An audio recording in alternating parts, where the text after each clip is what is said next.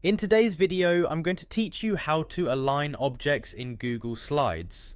This is a valuable skill that can greatly enhance the visual appeal of your presentations. By ensuring that images and other elements are neatly arranged, you create a cleaner and more professional look. So let's get started.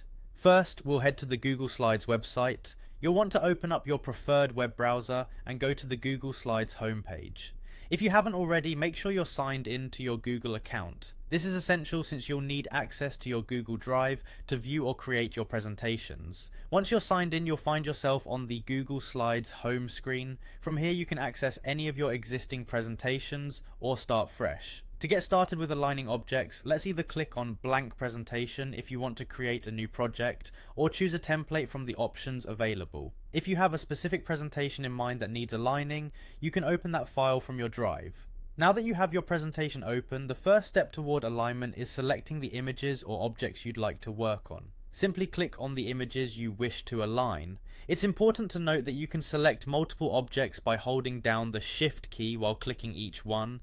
This enables you to manipulate several items at once, which saves time and ensures consistency. With your objects selected, take a look at the menu bar along the top of your screen. You'll see an option labeled Arrange. Click on this to bring up a drop-down menu that gives you several choices for organizing your images.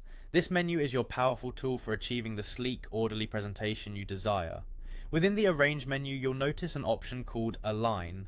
Clicking on this will present you with several further alignment choices. You can choose to align your objects to the left, center, or right of the slide, as well as top, middle, or bottom. Select the alignment that best suits the design you're aiming for. For example, aligning to the center is popular for achieving a balanced and symmetrical look, while aligning to one side might better suit a different aesthetic or layout you've envisioned.